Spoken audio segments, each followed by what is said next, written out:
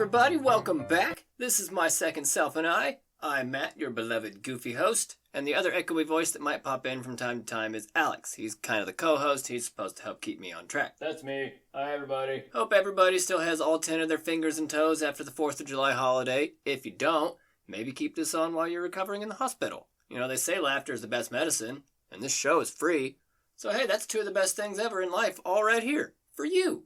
Thank you, everybody who had a chance to listen to last week's episode on the Narco-Satanists. I could have gone on for several more hours on that, probably. There was a lot of stuff I just didn't have time to go that deep into.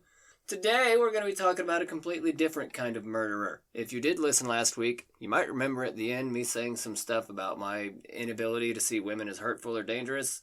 Well, that's pretty much been worked all the way out now after reading this story. Granted, it is much less common to read about or hear about. Women can be just as hurtful and dangerous. And you'd think after a year of crime-based podcasting, I would have already had that pretty well cemented in my brain, but, you know, that's the entire point of this show. We're real with ourselves, and we learn as we go. And I ask myself a lot of questions while doing the research for this episode. How can one person present such a drastic disconnect between their own internal beliefs and the rest of the world?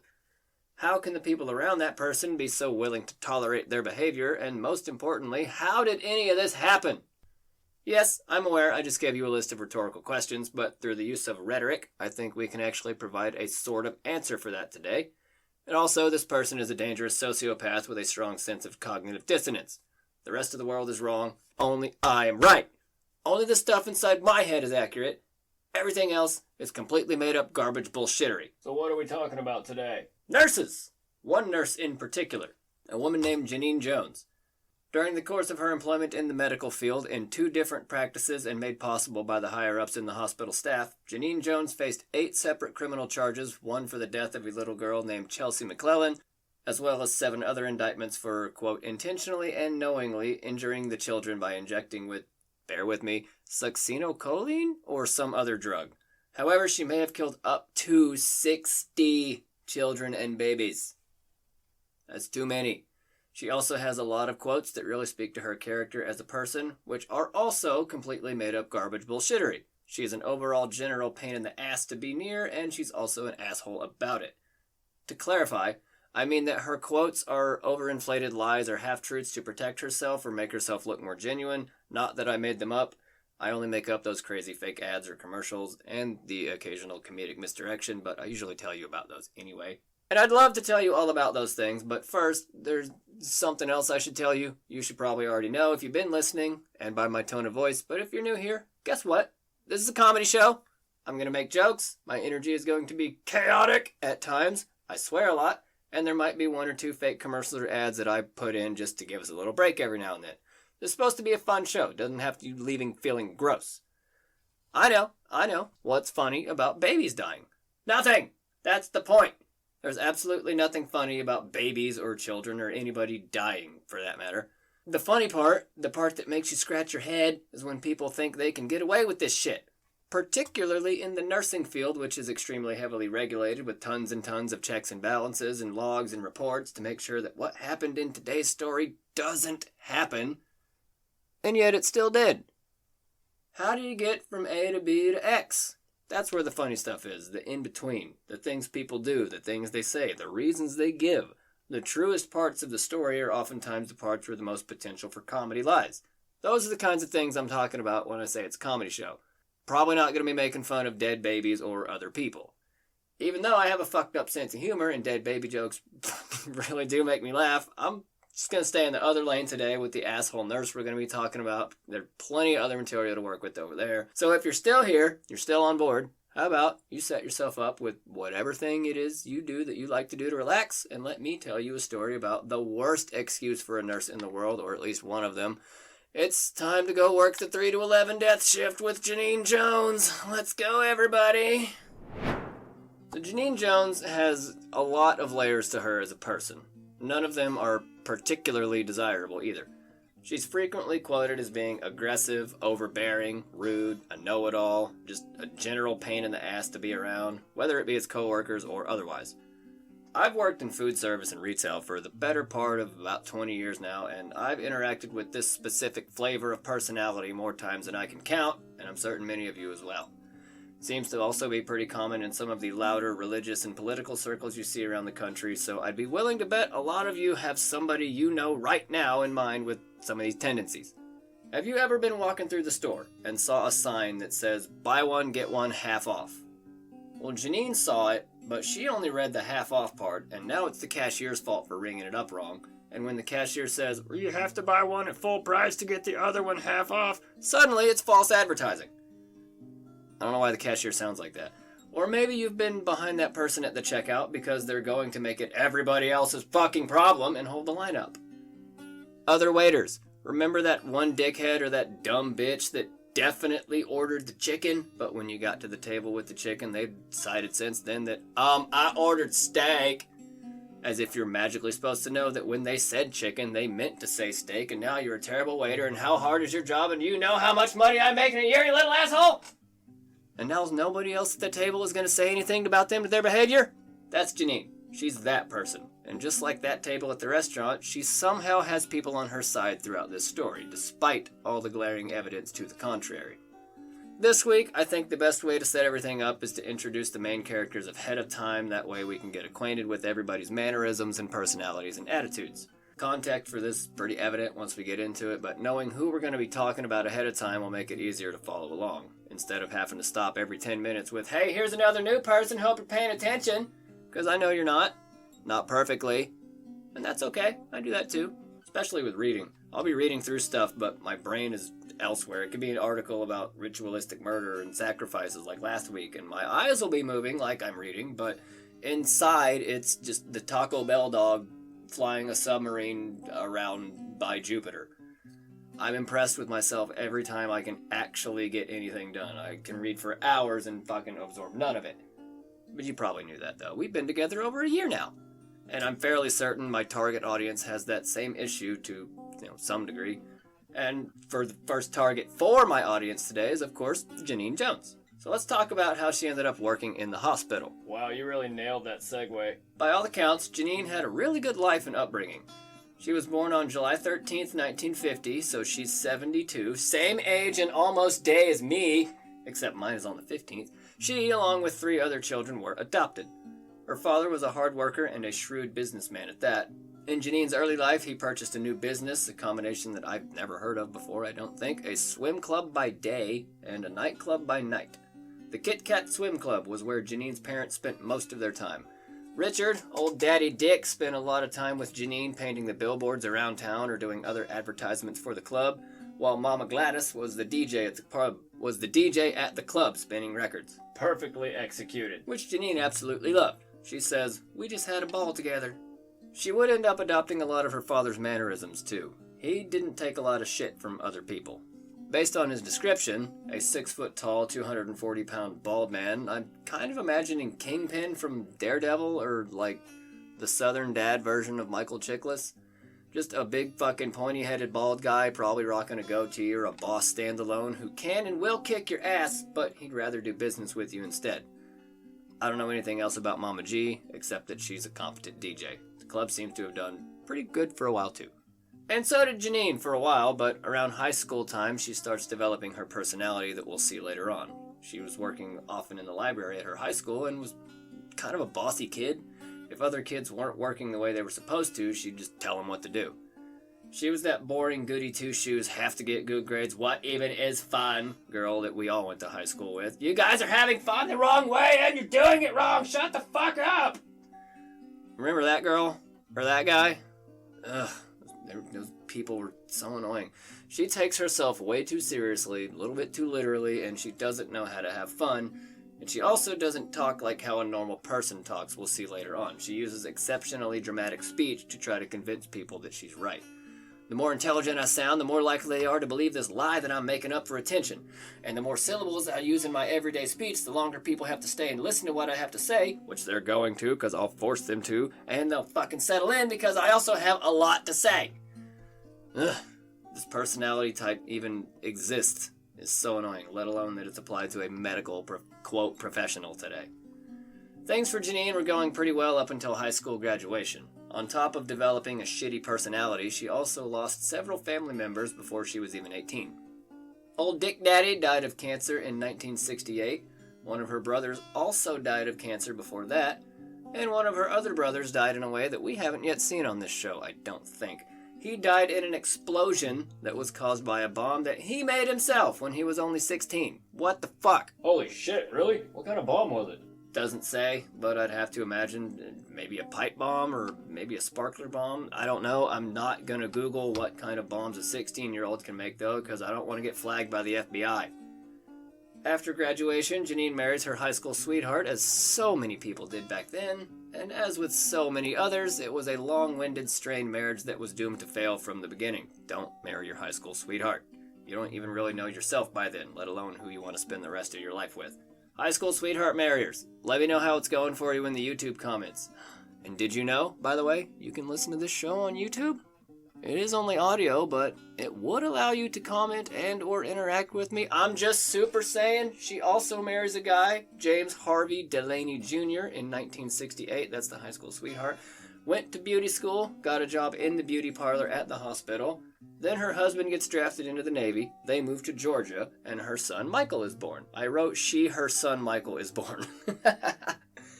They moved back to San Antonio shortly thereafter, and the next 5 years would be spent in court dealing with divorce proceedings. This is what I mean when I said that she uses dramatic speech. She filed for divorce saying her husband was, quote, a man of violent and ungovernable temper and passion, and on several occasions had, quote, struck her with great force. People don't talk like that. If you got your ass kicked in any kind of setting, you wouldn't go around saying that they had an ungovernable and violent temper and passion. You'd say, that person beat the shit out of me for no goddamn reason, that motherfucker is crazy. Not that they struck me with great force. Maybe he was abusive, maybe he wasn't. I don't know, but a lot of times when people over-enunciate and use dramatic language like that, it's a pretty good indication that they're trying to convince somebody they're telling the truth. Otherwise, they would just speak plainly and tell the truth. Yeah, he beat the shit out of me and punched holes in the walls. Check out this black eye and arm cast. Then 2 months later, they were totally fine. No more divorce. Then the final breakup was in 1974. But wait, there's still more. She still needs more attention from this guy, and you still need to pay me more child support.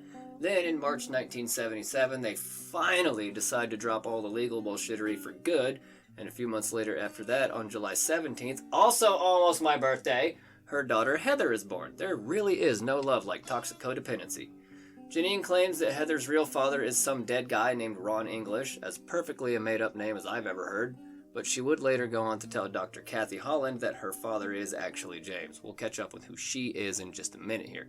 Genene also attended nursing school that year in the San Antonio Independent School District School of Vocational Nursing, long title, and passed her LVN exam with more than 200 points above a passing grade.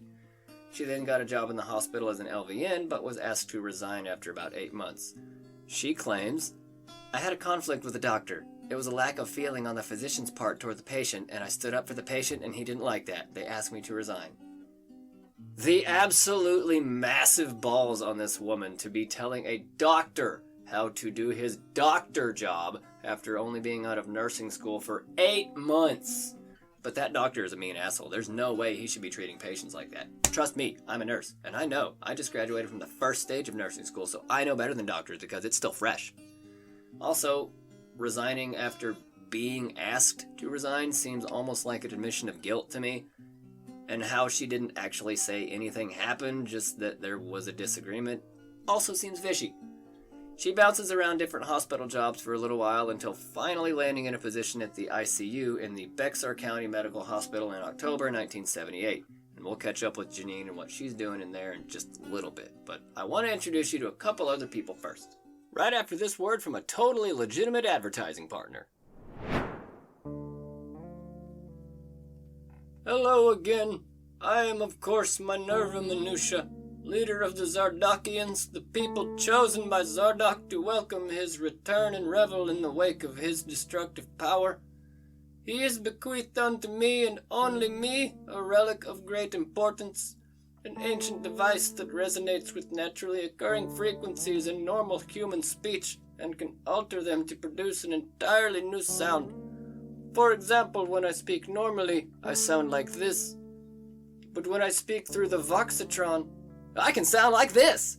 Or like this! Or like this. This powerful artifact will make it easier for me to reach more of our chosen people who may yet be wandering in the darkness of not knowing their fate. Do not be alarmed at the new language coming out of this temple.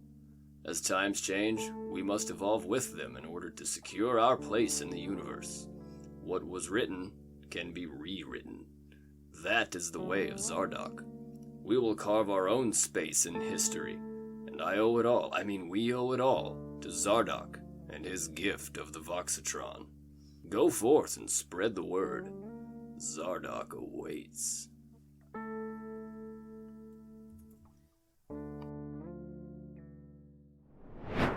That was a continuation of a bit from last week. If you want to know more about Zardoc, go listen to that one and then come back. Or just wait till this is over and then go listen. It'll be there. So who is Dr. Kathy Holland? She would wind up being one of Genene's closest allies through this story. She was the daughter of factory workers and grew up in Albany, New York. Her father also died when she was in her junior year of high school, very close to Genene's situation, and she ended up dropping out after her dad died, but did eventually graduate after being forced to go back. She worked as a clerk typist in the public library and hadn't really given college much thought until she met a librarian named Larry Doyle. Another Larry, oh boy. We've had way too many Larrys on this show lately. This one seems to be pretty okay though. He's about 12 years older than Kathy and pretty demanding, but he does eventually get her back into college courses.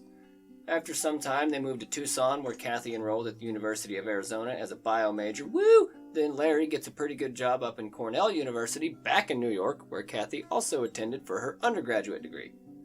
Then we're going back down south to San Antonio now. The vet school at Cornell turned her application down twice, so she instead decided, there we go, to fucking focus on human medicine. I am on a roll with fucking talking today. Holy shit. She attended the UT Health Science Center in 1974, working towards a PhD in anatomy and a medical degree, and her third-year rotations at the Bexar County Hospital was what made her focus on pediatrics. It's also where she meets Genene. Unfortunately, all was not as well at home as it was in Kathy's education. She and Larry finalized a divorce in July 1979. Why is so much always going on in July? That's 3 different times just in this episode. But she'd already moved in with another man by then, Charlie Appling, Charleigh, who was a retired Air Force colonel. That spelling is... I've never seen Charlie spelled that way before. It didn't take her long to decide during her residency at Bexar County that she wanted to open up a private practice. She figured out that Kerrville's growing population was in desperate need of pediatric specialists. A growing population of over 15,000 with more and more young people moving in and only one pediatrician's office? Sounds like they need Dr. Holland. The only problem is that she couldn't find any suitable nurses to accompany her to her own practice. She'd been looking for a competent nurse that could run pediatric IVs, but a lot of the nurses there weren't comfortable with it. She did have one person in mind, Pam Sturm, but Pam said, "You can't afford me," which was $8.35 an hour. "You need an LVN. They only make about $5 an hour." First of all, calm down, Pam. You make $8 an hour. Second of all, you don't think a competent doctor can afford an extra $120 a week for an equally competent nurse? Come on. And maybe she really couldn't afford it at first when opening up a private business, but that should just be the cost of doing business. You should be expected to pay your good employees at least what they're actually worth, if not more, especially when it comes to human lives and kids' lives at that. And it's her interaction with Pam that brings her around to meeting Genene in 1981, but there's one more ally to Genene that I want to very briefly discuss, and then I can tell you what actually happened. Dr. James Robotham, spelled R-O-B-O-T-H-M, so I'm just going to call him Robotham, and he and Genene's relationship seemed pretty natural, almost like there was no effort needed that needed to be put into it. Robotham was made the medical director of Bexar County in March 1980 after coming down from Johns Hopkins. Before that, he trained in pediatric ICU in Toronto. He was a brilliant, compulsive, volatile, and demanding man that, for better or worse, made an impression on everybody in Bexar County. Being that it's a teaching hospital, early morning reviews on patient conditions and treatment plans were not uncommon. Except, many of the residents and nurses there were used to going into just the briefest of details and descriptions about their patients, until Robotham became the medical director. He'd shifted much of the responsibility off the nurses and others and onto himself, but he'd still pull every little bit of information he could out of you. He'd say things like, What were the lab results? What do they mean? Why do you say that? Are you sure? You don't know. Don't you think it's important to know? That kind of needling with pointed questions really leaves a mark on other people, but he also does have the medical knowledge to back it up. And if anybody's going to take themselves that seriously like that, I kind of want it to be the child doctor who can back his shit up. Maybe it is a little bit aggressive and condescending, but if his nurses aren't taking people seriously, if they aren't taking themselves seriously or their job seriously, people could die. So, kind of don't mind that approach there. And Genene especially loved that approach. Her entire life up to this point was spent knowing that she was doing the things the right way and that everybody else was wrong. And she'd bullied her way into getting Robotham to think the same way about her, so what the fuck did she actually do? Well, for the first 3 months she worked at Bexar County, she was on the overnight shift working 11 to 7, and then she made the switch to 3 to 11. The workspace at the hospital is not very large, but it did have a small break area behind it where nurses could sit and chill for a little while in between rounds and tests. And her initial reaction to even being on the pediatric floor was, as she puts it, quote, stark raving fear. Again, who talks like that? And she goes on to say, quote, the first baby I ever took care of was a preemie with a dying gut. I picked that kid up and knew I was going to stay. One of her coworkers thought differently, though. Apparently, Genene exhibited some pretty strange behavior after this child had died. It had an often fatal intestinal disease called necrotizing enterocolitis, which sounds like one of the scariest fucking things ever. Hold on, let me look this up. Hold on, I forgot. Oh my god, wow, holy shit, is it horrible. It's an infant's inability to keep out dangerous bacteria which inflames the gut and basically causes it to destroy itself. Good god. And what's worse is that it's almost exclusive to the infant demographic. Jesus. And after that child had died, Genene, quote, just went berserk, according to another coworker. She'd break into loud wails and sobbing and crying, and she just placed a stool in the room next to the child and just stared at the body for a little while. She would also do similar things when other patients that weren't hers died too. She did it for all of them. Everybody processes death differently, I guess, is what I want to say, but I don't think that's the case here. In this hospital at least, and probably others, the nurses would spend most of their shift with maybe 1 or 2 patients. Patients in the ICU were usually of the tinier variety, and the nurses were the only thing standing between them and death. And of course, the professional relationship between a nurse and patient is important for the patient's health, but I think a nurse is also supposed to try to remain emotionally distant to some degree. I think Genene just wanted to find a way to somehow make it about her. If the patient dies, then she isn't a hero to anyone anymore, and no one needs her for anything. She acted that way because if she did, then people would pay more attention to her than the literal baby that just died. So we're not off to a great start. She's already showing signs that maybe this isn't the right job for her. Maybe nursing isn't for Genene. And despite that first incident, she progresses fairly well at first, taking pride in doing her job the right way and following regulations and procedures to a T, and digging through Pam Sturm's books to find the right answers if she didn't already know it. Which, when compared to other LVNs, she often did. She was exceptionally inquisitive, and her technical skills were almost unmatched. Pam said about her, she understood anatomy and physiology that was on a higher level than a lot of other LVNs. But her real skill set was in placing IV lines into patients. Nobody on the floor could run an IV like Genene. Which is an insanely good skill to have in a hospital or a vet clinic. I've had nurses miss the mark on me before, and getting stabbed more than once is not fun. I get it though. Veins move around under the skin, and some people are just better at different things. Doesn't make that nurse a bad nurse, just that they could, probably use some extra practice or training. And being able to, quote, run an IV on a friggin' fly made Genene look, quote, like probably the most competent nurse there. Alright, I want you to hold on to all that. Genene is really, really, really good at placing IV lines, and she's, as of this moment, competent. Her coworkers maintained that thought about her for about a year, until her personality started to shine through a little bit more.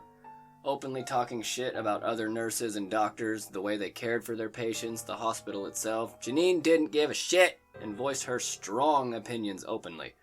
And not just about other people, but herself too, loudly swearing in the halls, talking about sex or who her next lay was going to be.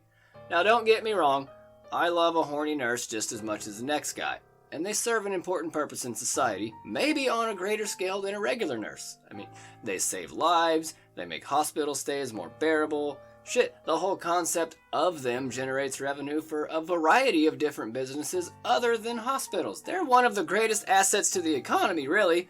But your coworkers don't want to hear about that nonsense, Genene. The hallway and patients' rooms within earshot of your coworkers is not an appropriate place. If you want to discuss this matter away from coworkers, my office is right down the hall and my hours are from 2 to 4. But seriously, she was laying it on way too thick with all the attention-grabbing things she would do like that. Screaming about sex is bad enough, but she'd also just make up any little reason to call someone over and check her work. She'd see problems in patients that just weren't there or that nobody else could see. It's because I'm so much better than you and more right than you are. To the point that she quickly became a burden on exhausted doctors and other residents. One resident, who now works in a private practice, said, quote, "She'd always call you for crap. After a while, you'd be tired of going over there. Any little thing, she'd be calling you 2, 3, 4 times as much as anybody else. She wanted a lot of attention. After a while, you'd think she was a pain in the ass." And it didn't stop there. She would challenge every single decision at every level. Medications, treatments, diagnoses, dosages, everything. She'd start with the interns and work her way up until somebody listened to her, and if they didn't, she'd say things like, "This kid's going to die if you don't do this." Her presence in the ICU has become toxic to say the least. I'm always right, you're always wrong, even though you're a doctor, and I'm the only person who can see any kind of signs pointing to this other horrible thing that's definitely going to happen if you don't listen to me about this patient. And by the way, is that guy single over there? He looks like a snack. Genene! Office hours! Jesus, Genene, he just told you. Genene very quickly alienated herself to pretty much everybody in the ICU except for Robotham. Their over-aggressive personalities meshed pretty well together at first. Until May 21st, 1981, that is. Chris Hogita was the first of 10 patients to die in 1981 and was the first of them that sparked a peculiar interest in the rest of the staff. A 15-month-old with a severe congenital heart defect who had been at Bexar County since December had developed hepatitis. The infection spread throughout his body, his heart began beating irregularly, and he died of cardiac arrest. Genene lost her shit. "He was my boy!" She waited in his room until the parents got there, which she did at their request. She'd made friends with them over the course of his stay. While waiting for the parents, Genene said, quote, "I would bathe the children and I would sing to them while I bathed them. If that sounds insane, then tough shit. If you can't die with dignity, why live with dignity? We talk to them even after death. We're not God. We don't know when the spirit leaves the body." There's that aggressive personality coming out again. That was a switch in the middle of the sentence there. Jesus, Genene, calm down. And she would exhibit this kind of behavior for every patient that died, whether under her care or someone else's. And maybe that really is just her way of coping with death in the workplace. Until you start noticing patterns. The other 9 children that died in the ICU that year were all listed as, quote, unexpected events, many of which nurses and other ICU staff remember as being non-fatal. Is it just a coincidence, though? You might think that, until they become so frequent that it was happening almost every day. Patients were dying for what looked like literally no reason. There were things that kids were being admitted for that were in the past proven to be a non-fatal issue, and other staff were starting to notice. Tony Grosshaupt said, quote, "I'd leave a patient I thought was stable. She'd come on, and I'd find out that the patient had a bad spell, had seizures or codes, and that happened consistently." Another nurse, Patty Alberti, the same nurse that said Genene was the most competent nurse she'd ever seen, said she'd come in several times for an 11 to 7 overnight shift for a patient that she'd cared for the night before that had died. "I'd struggle with it for 8 hours, and then the kid was still alive. The day shift had it for 8 hours, and it was still alive. But then Genene comes on 3 hours into her shift, and the kid was dead." But is it really just a coincidence? Pat Belko, head nurse of the ICU, had heard the rumors and suspicions floating around, but she also knew that a lot of the people talking just really didn't like Genene, so she kind of didn't know what to do. She eventually told them to either document their suspicions or to stop talking like that altogether. She says, "It was real hard to think that somebody who seemed to care so much about her patients and get along so well with families would be doing something of this nature. Then in September, Genene says something that really should have been much more of an eye-opener than it was for people. Another one of her patients had died, and she says, quote, "Why do babies always die when I'm around?"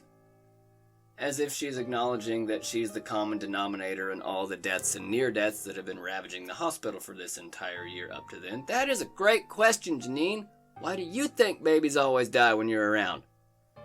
Then in October, it really starts coming together. Jose Antonio Flores, 6 months and 3 days old, was admitted on October 6th for vomiting, fever, and diarrhea. Standard 6-month-old stuff. Happens all the time. Then on the third day, something that doesn't happen all the time, he developed seizures. Where did he develop them? In the pediatric ward. He was taken to the basement for a brain scan where he went into cardiac arrest, was revived and returned to the ICU where he began bleeding uncontrollably. They tried for 52 minutes to revive him, but were unsuccessful. The cause of the bleeding was unknown, and there was no autopsy, but records do say that Genene was present for the brain scan. And for every other, quote, unexpected event that happened that year. Another nurse, Suzanne Maldonado, was the first to notice that every single one of the patients who died that year were under the care of Genene Jones. She told all of that to Pat Belko, and now it's Pat's turn to convince Robotham to launch an investigation. The first of Robotham's concerns was a drug called heparin, an anticoagulant. Several of the children admitted had developed bleeding problems in the ICU. It would leak out of old puncture sites, sutures, mouths, rectums, bleeding from literally anywhere until the patient's heart pressure suddenly tanks. The other concern was that it was happening much too frequently. The only explanation he could put towards it was disseminated intravascular coagulation, a severe infection that causes blood not to clot, and it was happening way too much. So until he could figure it out, he ordered extra scrutiny surrounding the administration of the drug. Nurses had to have a second nurse witness them as they drew it and initial as a witness. Robotham then informs the chairman of the pediatrics department for the UT Health Sciences Center about everything going on, and they launch a full-scale investigation into whether or not these deaths are DIC or a heparin overdose.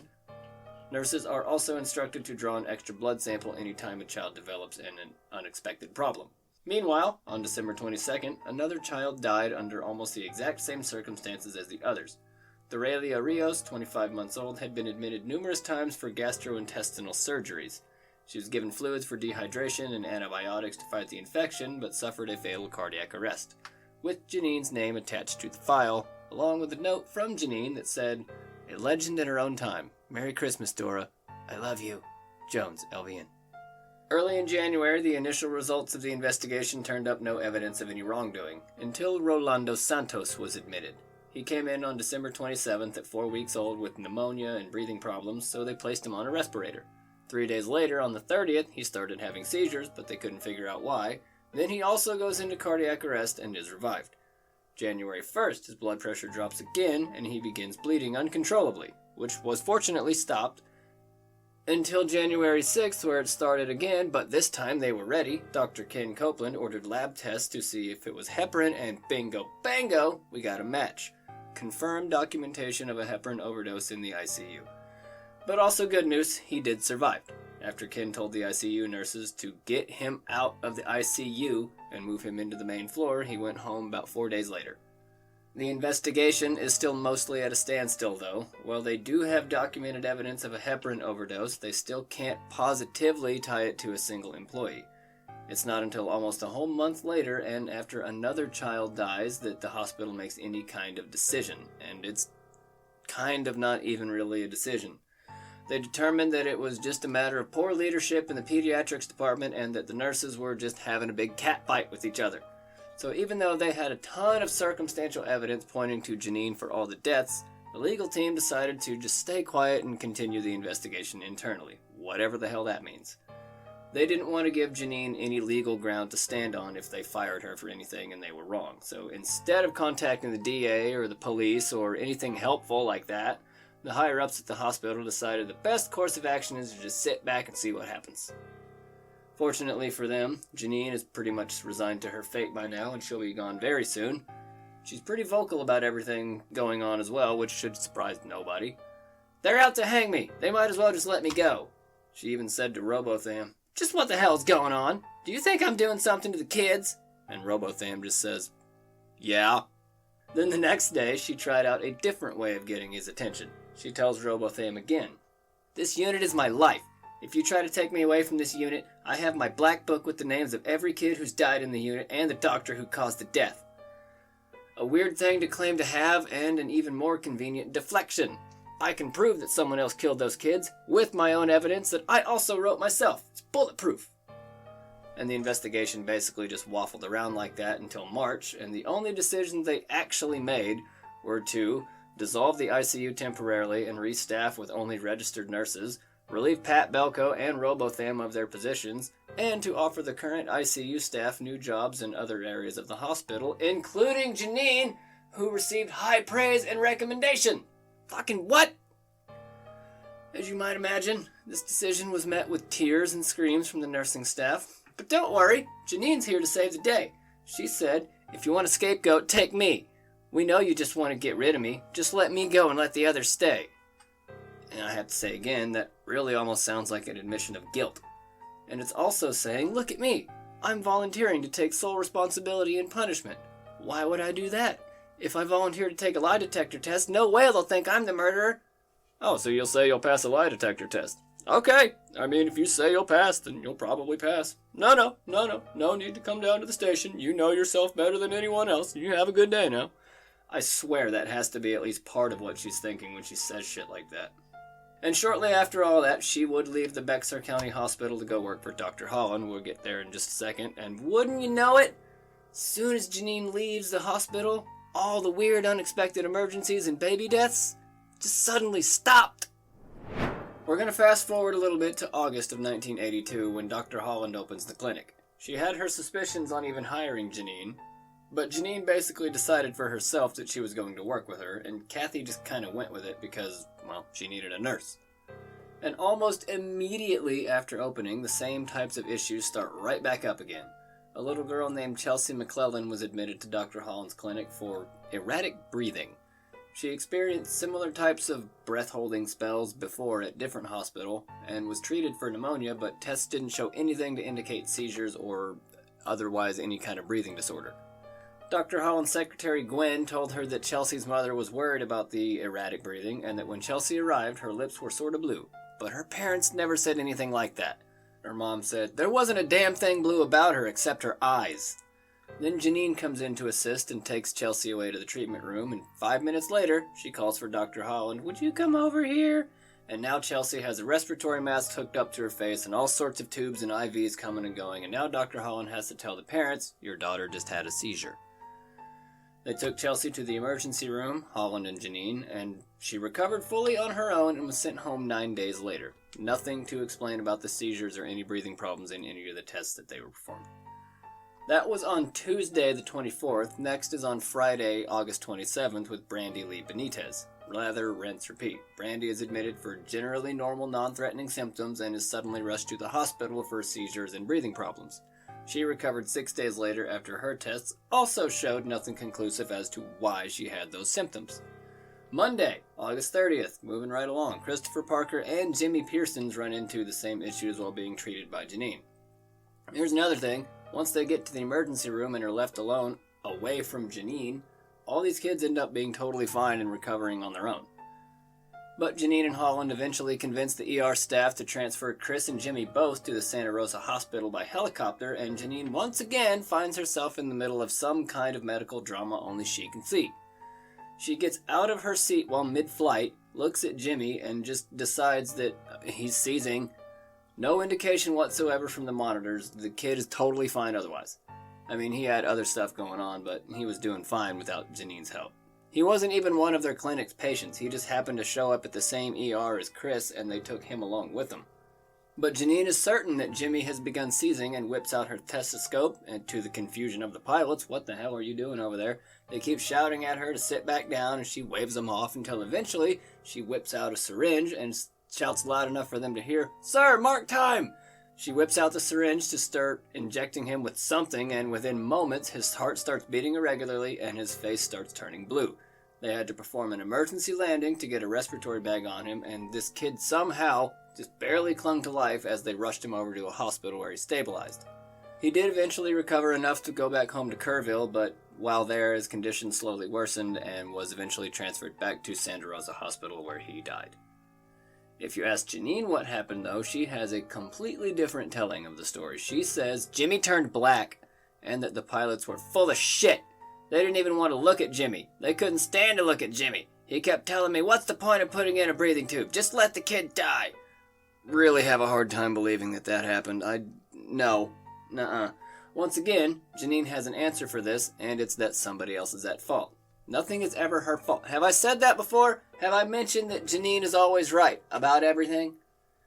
Almost done, but not quite. Friday, September 3rd, we have Misty Reichenau. I'm not sure if I'm saying that right. I'm sorry, I'm probably not. Her part in this story is sadly no different from any of the other ones. Admitted for normal stuff, rushed to the ER for breathing problems and seizures. And the last straw to break the camel's back comes back around to Chelsea McClellan, once again on Friday, September 17th.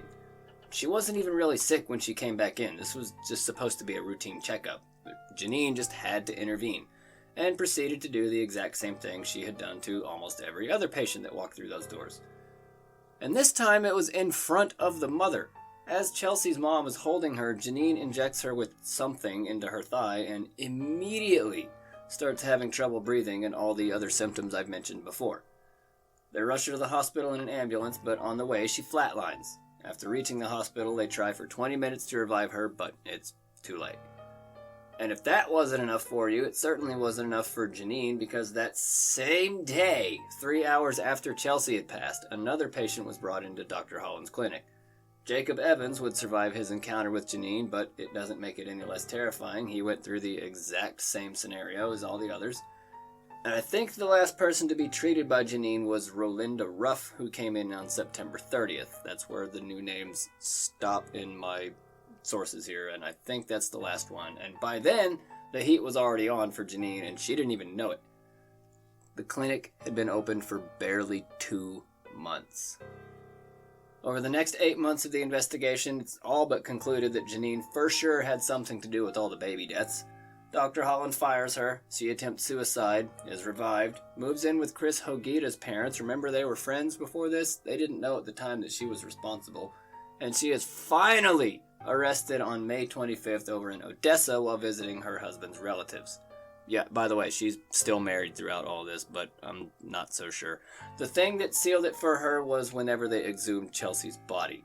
You see, she'd been injecting the kids with anectine or succinylcholine. I think I'm saying that one right at least, which kind of acts as a paralyzing agent and generally requires intubation to use, and Chelsea's body showed clear signs that it had been used. When they found the vials in Dr. Holland's office that appeared full, except for that the stopper on top was poked full of syringe holes, it was later determined that they had been filled with saline solution to cover up for the missing liquid. I've had just about all I can take of Genene Jones and her baby-killing, murdering bullshit, and a grand jury decided the exact same thing in 1984 when she was found guilty of murdering Chelsea as well as endangering 7 others and was sentenced to 99 years in prison. Good fucking riddance. But wait a minute, we're not done yet either. Remember Rolando Santos, the documented heparin overdose? A year later, in 1985, they convicted her of that too, and they tacked on another 60 years in prison on top of the 99 she was already serving. So maybe in 2136 she can get out of prison, but I don't think that's going to happen. While in prison, she said, this is the last quote from her because I'm sick of talking about this piece of shit lady. She said, I look back now on what I did, and I agree with you now that it was heinous. My only defense is that I was not of sound mind before 1994. Not an excuse, just a fact. That is when God, in his infinite glory and wisdom, granted me sound mind and I accepted him as my savior. So don't worry, everybody. It's okay. At least 10 and maybe up to 60 children died because of this woman, but it's all okay because she knows God now. Get the fuck out of here, Genene. I'm tired of talking about you. Have fun staying in a Texas prison for the rest of your life with your miserable delusions, and we're going to go talk about some interesting psychology stuff for a little while because I need a break from you, and I think it's a good idea to know how to spot people like you from far, far away. I got to give a little nod to my source for this week. Found a very well written and very detailed article from Texas Monthly about this case, which I'll of course link in the description, you know I will. But before we go, I want to go over a couple other things with you. I want to add just a little bit extra to the show. Yeah, this is primarily a comedy show. I'm mostly just going to be trying out jokes and saying things in funny ways to make an otherwise horrible story easier to listen to. But I think I can do a little bit better than that. I also want you to leave here having learned something. So I'm going to start adding in some of the larger takeaways that I get out of reading these stories every week, because there's a lot of interesting psychology things that tend to come up, and sometimes I realize things about life in general that might be helpful to somebody else.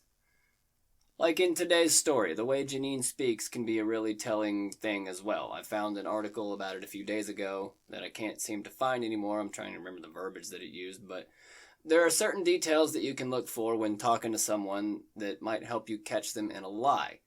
Nervous body movements, fidgeting, lack of eye contact, blinking too fast, not enough, maybe they have a higher pitched voice or can be a little bit too expressive,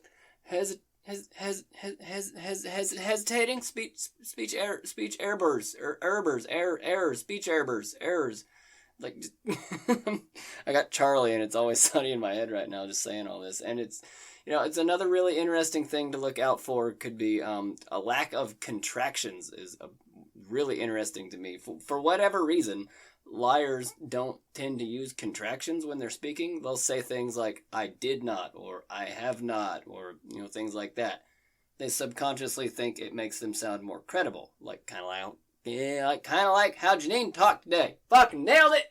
Speech master over here! They might also lash out or change the subject rather abruptly. Oh, I'm on it today. And here's what I think my biggest takeaway from today's story is.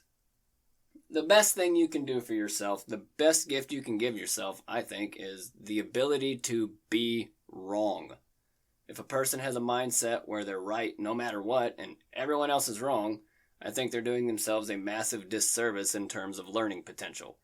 If you're always right, how can you ever be expected to learn anything? You already have all the answers. Why bother learning anything new? That's a really reductive way of thinking, and it ultimately does more harm than good. Kind of like cognitive dissonance, the inability to accept certain things as a certain way because it contradicts an internally held belief. I think that was sort of my issue before this week. The evidence for something can be right in front of you, but because your brain doesn't want to believe that the world is actually different than what it believes is true, your brain's like, fucking no, no way. It's a real problem, and I think it's important to be aware of it in other people as well as yourself. Do a little introspection every now and then. Take a back seat and say, okay, what if I'm wrong? What if it's not how I thought it was? But also try to avoid the confirmation bias too. Don't just look for stuff that confirms what you already believe and leave it at that. Look for the other side. Look for stuff that doesn't confirm that belief and then approach it from, whatever it is from both sides. But that's just me. That's been my approach to those weird life questions that come up from time to time, and it works for me. I've learned a lot about myself and made appropriate changes to old habits and ways of thinking, so maybe if it worked for me, it could work for someone else. So there you go. I'm going to try out a little segment like that for a few weeks and see how it goes. And I think that's a pretty good place to wrap it up for today. This was a pretty long one. If you like that story, or just like listening to the sound of my voice and how I tell stories, do me a favor. Review this show on iTunes, Spotify, YouTube. Tell your friends, tell your pets, tell strangers in the grocery store about it. Tell somebody that I'm doing something over here and that they might like it. And that it's free. You don't have to pay a cover charge to be here. I just do this for fun at the moment. Next week, I have another female serial killer that I'm going to tell you all about. I think it was Dorothea Puente or Joanna Dennehy. I haven't decided yet. I'll read through those stories again and figure it out. But either way, it'll be a crazy story with twists and turns and weird quotes and all sorts of other things going on. Maybe we'll see the actual return of Zardoz next week. Maybe I invent a new character to test out. That's the beauty of it. I have no idea either. But I'm going to have fun figuring it out in between now and next Sunday. And then you get to hear what I've been up to all week. So until next week, everybody, watch out for the Zardokians and stay kind.